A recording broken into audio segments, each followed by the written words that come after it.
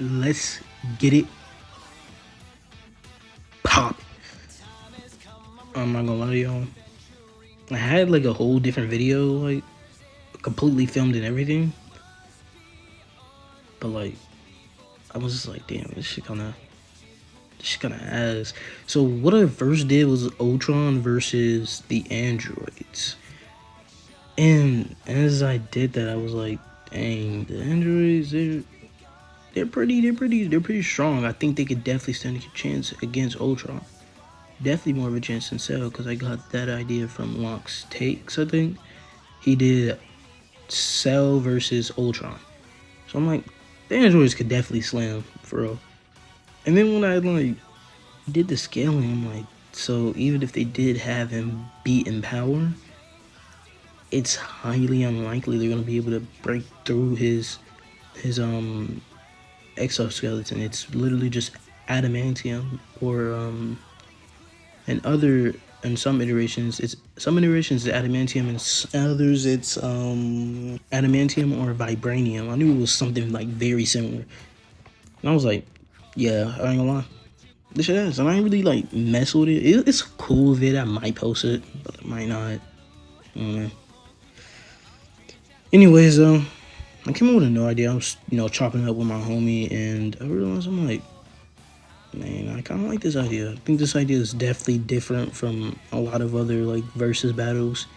It's not really about a battle of like strength or who's faster, no, it is about who's smarter, but it's not about who's stronger.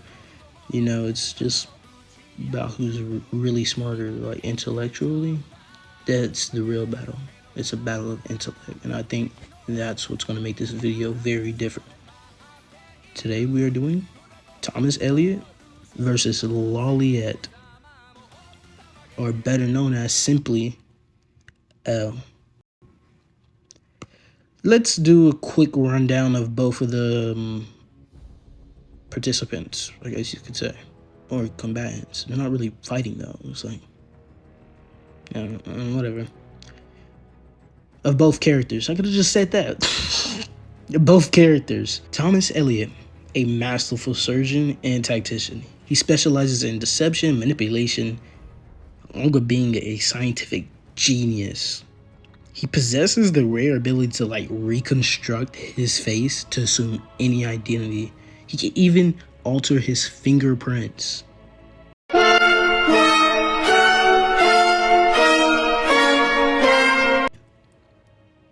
Anyways, he's able to alter his fingerprints as well. He has masterfully impersonated figures such as Dr. Jonathan Crane, or like Scarecrow, and even Bruce Wayne with minimal effort.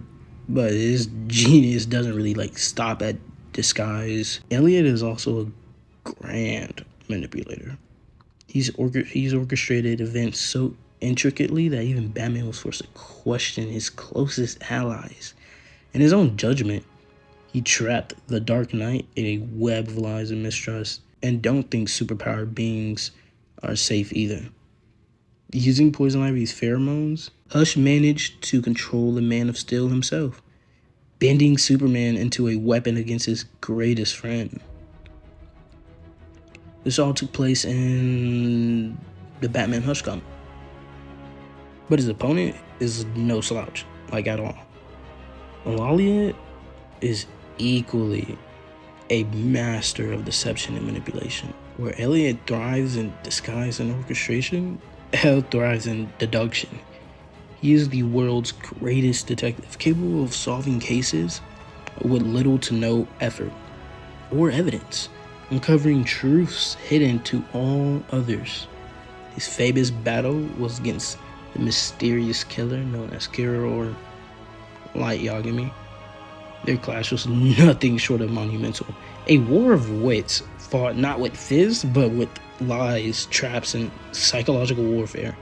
While L did fail, the brilliance of his strategies and adaptability was undeniable. And for its time, it was something beyond anything that the anime community had ever seen. So how would the greatest detective fare against Gotham's master surgeon of lies? That's exactly what I'm here to find out. If you enjoy these types of battles, make sure like, sub. I think that's it. Like, sub. Oh yeah, comment. You don't even have to like or sub. Just comment. Damn, just like push the video out. Like, goddamn, niggas don't be commenting for nothing. Like, comment. Without further ado, like, let's get into it, bro. Whoa, wait. Put a pause on it. I do think we should like set some parameters first, and some boundaries so that this like conflict isn't like all over the place. First off, it won't be taking place in Gotham because that would give Thomas a massive advantage, to the point where it most likely wouldn't matter if L could deduce who Thomas is. He'd probably be dead if he was anywhere near or in Gotham City, because of the many connections Hush has. He knows people like Joker. I could stop there, but he knows people like Penguin, and Bane, and Scarecrow. And I think he know Deathstroke. And yeah, we're not putting him in Gotham. The list goes on. No, it wouldn't even be a fight. L fighting Hush at that point, he'd have to like split his attention just to survive assassination attempts and other catastrophic events that happen in Gotham, like on a fucking daily basis. Like, one day, the freaking Batman's getting thrown off a skyscraper. The next day, a children's hospital is on fire. So with all that being said, it probably should happen in Japan.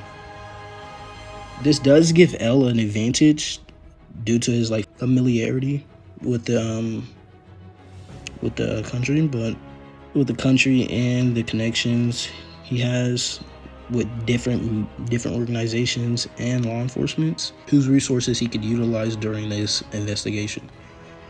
But to balance out L's home field advantage, I'll give Hush a position of power and influence. I'll let him assume the identity of a wealthy entrepreneur or businessman, which he probably could definitely do if given like maybe a month or two. Because he did it to Bruce, why not? He could definitely do it to anyone else.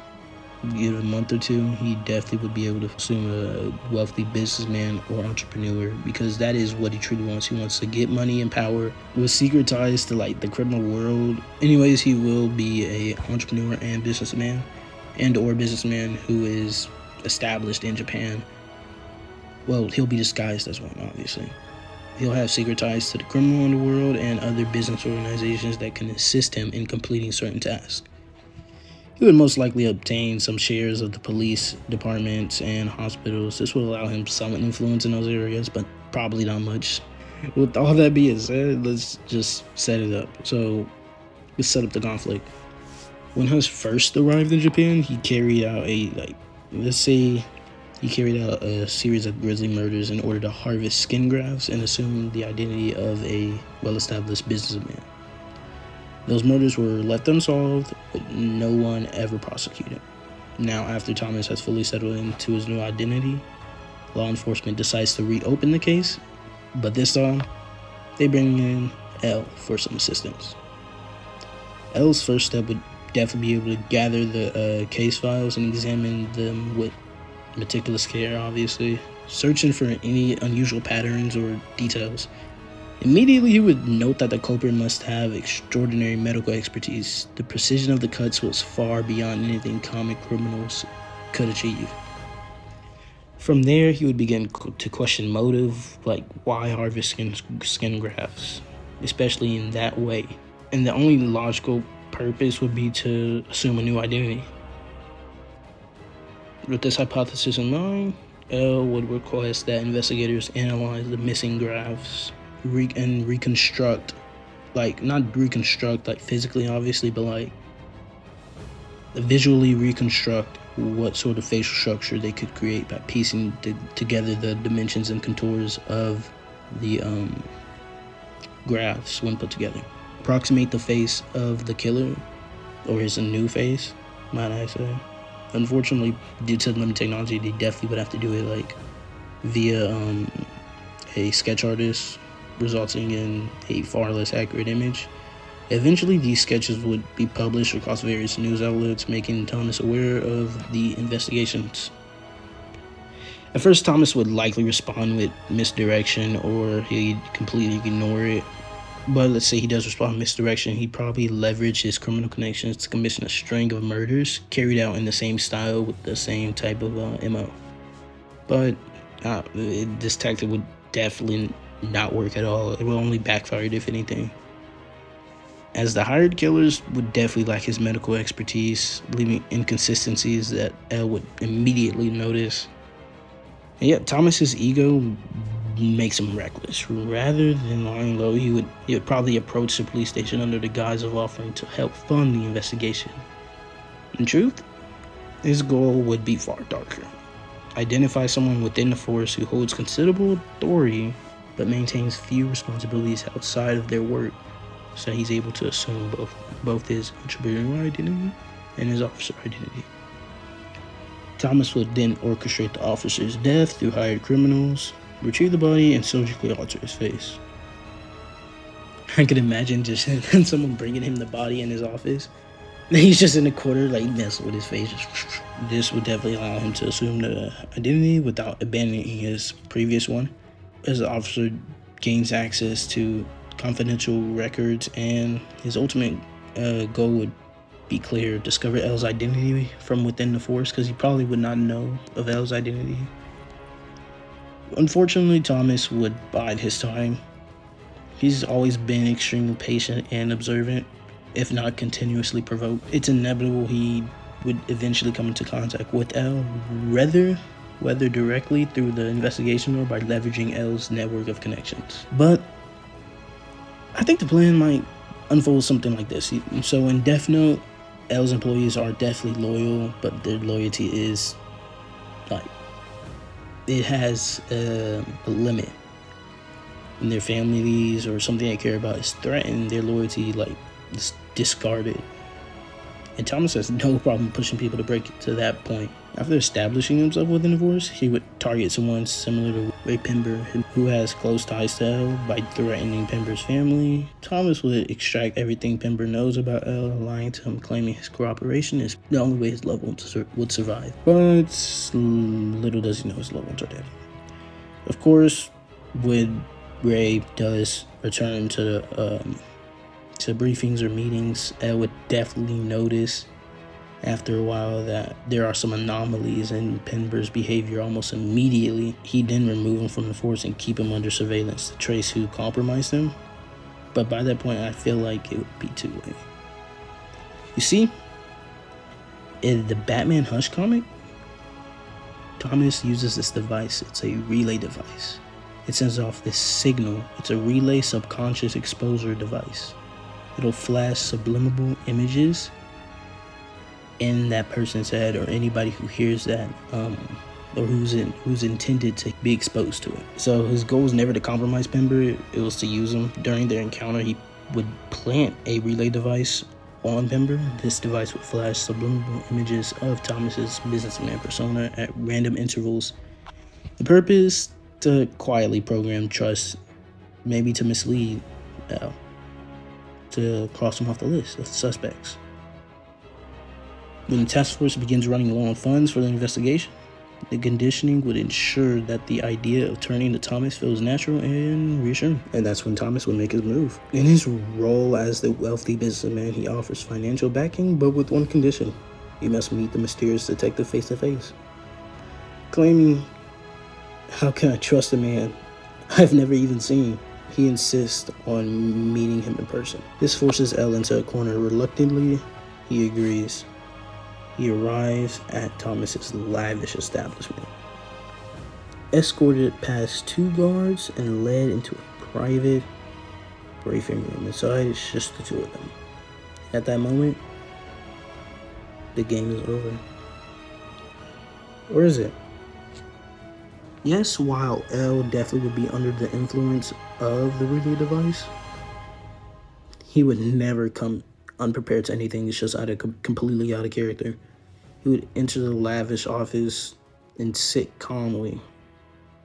Al would greet him and as he lowers himself into the chair in a seamless motion. He would place a bug beneath the desk, broadcasting a live feedback to the force. Thomas would shake his hand, and as Al curls into his peculiar posture, Thomas would definitely question it. Why do you sit like that? It allows me to use 90% of my brain.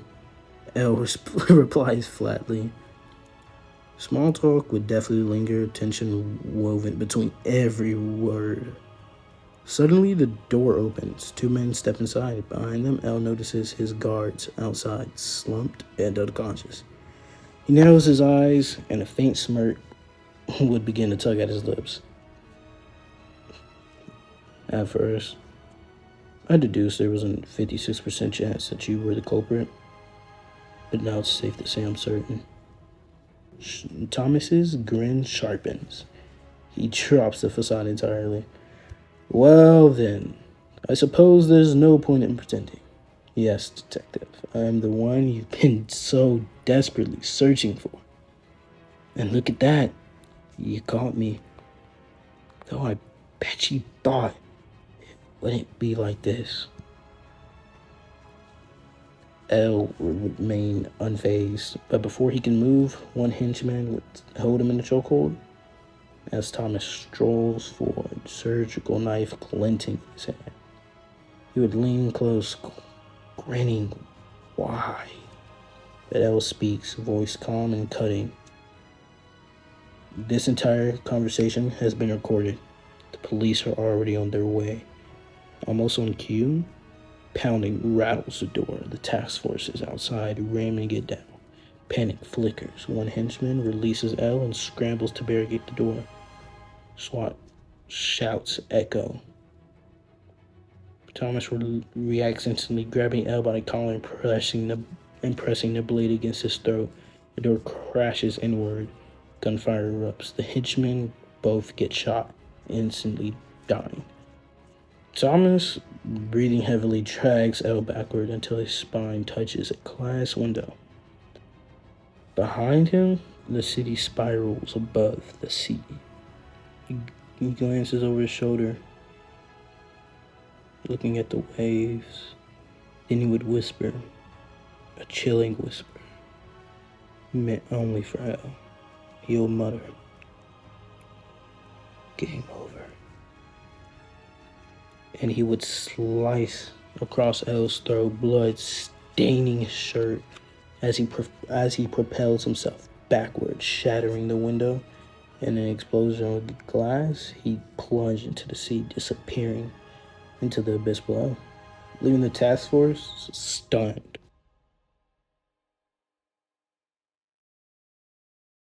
He's a doctor. Was he attacked? No, it's terrible, really. He transferred here, but I think it was too much for him. We didn't realize he was losing it, and we should have noticed. Noticed what? He was stealing supplies, anesthetics mostly. He used them when he cut his own face off. I found him. He was sitting in the corner, laughing. His face was missing. I wrapped him up and sedated him. Who knows what's in that case he's holding on to? We couldn't pry it loose. More news on the hour's most dramatic story. We now have confirmation that Bruce Wayne was indeed arrested and thrown into Arkham City. Why? Well, that is the question that everyone is asking. This is the journal of Dr. Thomas Elliot. My work is complete. The pain, though still present, has been worth it. He will suffer for what he did to me. He will suffer the way I have suffered. As I look in the mirror, I understand how Leonardo felt when he finished the Mona Lisa. How Michelangelo felt when David was complete. My work has taken too long. But now it's time for my masterpiece to be unveiled. My new face is ready. I couldn't have put it better myself. I take it you're here to stop me? What do you think? I think you're too late. You're a killer. A psychopath. I will stop you. Really? But you look just like Bruce Wayne. It took time, of course, to find the perfect donors, to graft on the flesh, and finally to lose myself in order to create this. 6 people died. Unfortunate, but necessary to complete my plan. Why would you believe good old-fashioned revenge? To be honest, I don't care if you do. Wayne will suffer, and you will not stop me. I can see you have your hands full with Arkham City, but it's time for me to leave now. Pray we do not meet again. Next time, I will not be in such a generous mood.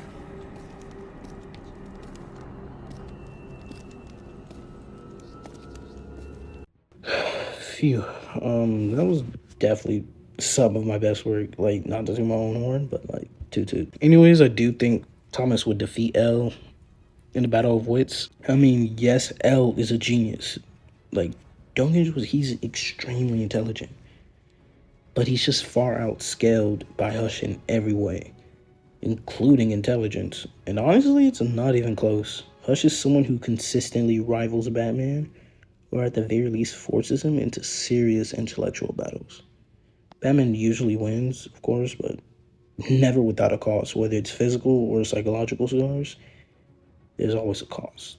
That right there shows that Hush is at very least comparable to Batman in terms of intellect and wits. And keep in mind, Batman's intellect is on a level that completely surpasses anything in Death Note. L is written as a Sherlock Holmes archetype, so his genius is confined within the real world limits. But Batman's universe doesn't have those type of constraints. Characters like Hush operate in a world where human intelligence can scale far beyond what's possible in reality.